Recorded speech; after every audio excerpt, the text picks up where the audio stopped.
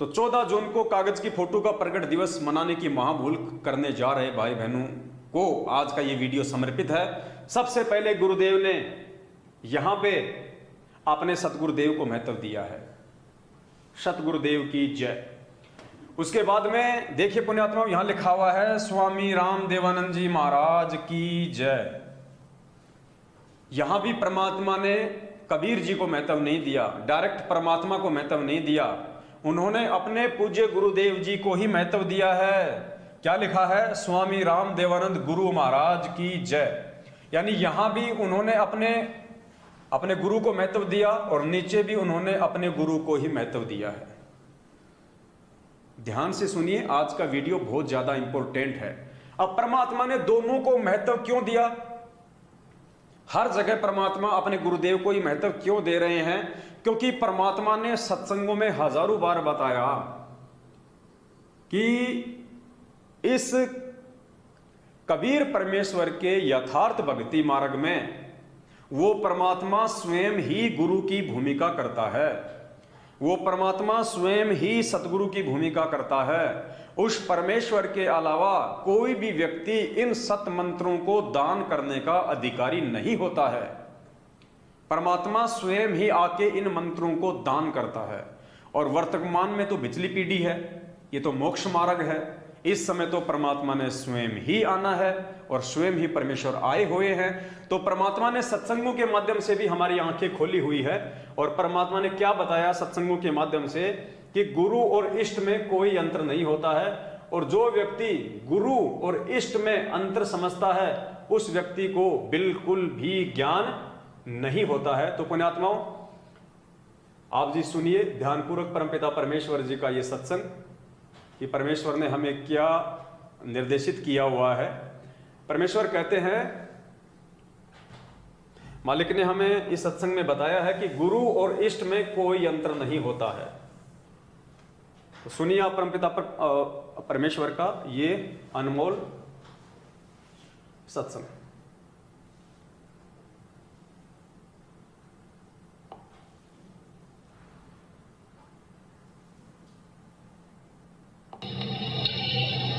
जो बोला ना सुनो तो के कैसे ये अब के कौन सा भाई फिर बताओ। अब ये ऐसे काल हमारा छोरा उग्रवादियों ने पकड़ लिया था और आपकी दया तो बचा महाराज, आप ले आए बचा के। मैं की तो बचाया अकाप गए थे महाराज जी, छोरे खोल के लाए और नुखा में कर ने बोला सतगुरु थे, सतगुरु बंदी छोड़ कर लागे, गुरु जी कहने लागे ये कबीर साहब थे गरीबदास जी, मैं तो उठ के बिना बैठा करता, मैं कित के लाऊं था। ने बोला नो ना बकावा, क्योंकि महाराज कहते हैं जो गुरु मानस कर जानते हुए लड़केंगे अंध और महादुखी संसार में फिर आप गए इनके फल। ईश्वर में और गुरु में और इष्ट में कोई अंतर नहीं होता, क्योंकि ये महाराज के देही को सतगुरु कहें, ये सब धूधर ज्ञान। अगर इस शरीर को आप सतगुरु मानते हैं और चार दागा नहीं जाको सतगुरु जान। तो पूज्य गुरुदेव जी ने अपने इस सत्संग में स्पष्ट कर दिया है कि गुरु में, इष्ट देव में और ईश्वर में कोई अंतर नहीं होता है। इसीलिए परमेश्वर ने अपने इस पीले पर्चे में, जो पीला पर्चा जो उनके आड़ में निकाला जा रहा है, इस पीले पर्चे में यदि ये पीला पर्चा सतगुरुदेव जी ने लिखा है तो उन्होंने स्वयं लिख दिया कि स्वामी राम देवानंद गुरु महाराज की जय। और यदि ये पीला पर्चा सतलोक आश्रम मैनेजमेंट हरियाणा के माध्यम से लिखा गया है तो परमेश्वर ने उनके अंदर सत प्रेरणा करके ये लिखवा दिया आप और हम सभी भाई बहनों की आंखें खोलने के लिए कि स्वामी राम देवानंद गुरु महाराज की जय। अर्थात भक्ति मार्ग में परमेश्वर से बड़ा सतगुरु होता है, गुरु होता है। आगे परमेश्वर ने हमें और बहुत सारी बातें समझाई हैं इष्ट और गुरु को लेके कि हमने किसको महत्व देना चाहिए, हमने सतगुरु को महत्व देना चाहिए या हमने उस परमेश्वर को अधिक महत्व देना चाहिए इस भक्ति मार्ग में आने के बाद में, ये ज्ञान समझ में आने के बाद में। तो सुनिए परमपिता परमेश्वर का ये सत्संग जिसमें परमात्मा ने हमें समझाया है। क्या समझाया है? परमेश्वर कहते हैं जब तक आपके मन में संशय रहेगी, परमात्मा कहते हैं कोटि ग्रंथ का एक मूल है, अपनी सुरत ठिकाने राख। कोटि ग्रंथ का यानी पूरे अध्यात्म का एक ही निष्कर्ष है कि अपनी सुरत को ठिकाने पे रख। सुरत ठिकाने पे रखने का मतलब कि एक परमात्मा चुन ले। अगर आप दो परमात्माओं को अपने साथ में रखोगे, अपने गुरुजी को भी और दाढ़ी मूंछ वाली फोटो को भी, तो पूज्य गुरुदेव इस सत्संग में कह रहे हैं कि कभी न कभी तुम्हारे को धोखा लग सकता है। तुम्हारे मन में ये विचार आ सकता है कि कहीं ये गुरुजी बड़े हों या फिर कहीं ये कबीर जी बड़े हों, यानी ये गुरु बड़ा हो, कहीं ये भगवान बड़ा हो। गुरुजी यहाँ पे माता का उदाहरण देके समझा रहे हैं कि गुरु और इष्ट में कोई अंतर नहीं होता है।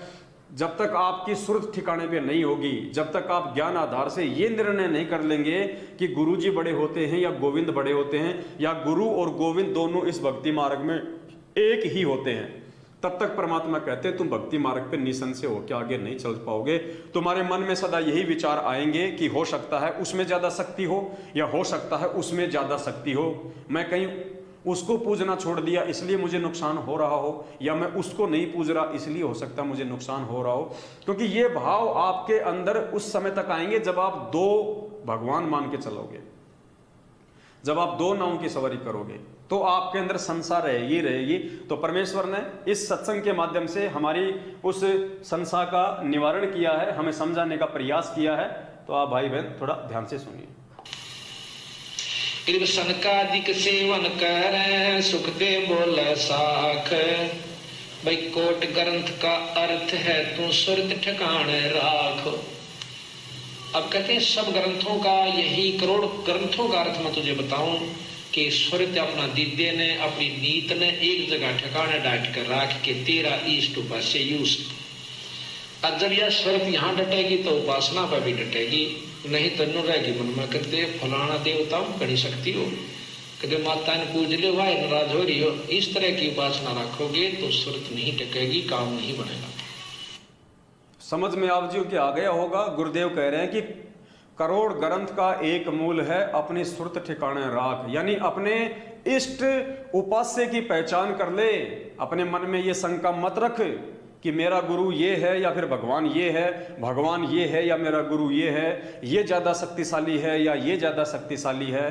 कहीं मैं इसकी पूजा करना छोड़ दूं तो मुझे नुकसान ना हो जाए, कहीं मैं उसकी पूजा करना छोड़ दूं तो मुझे नुकसान ना हो जाए। गुरुदेव कहते हैं अपनी सुरत को ठिकाने रख। करोड़ों ग्रंथों का यही सार है, यही मूल मंत्र है। यानी आत्मा यदि एक है तो उसका परमात्मा भी एक ही है।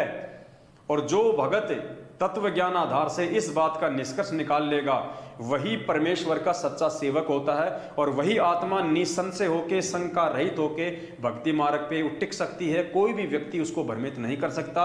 अन्यथा कोई भी ऐरा गहरा व्यक्ति आपको झूठे आदेश बता के कागज की फोटो दाढ़ी मूंछ वाले के नाम पे प्रकट दिवस मनवा के आपको दान धर्म ज्योति के नाम पे लूटते ही रहेंगे।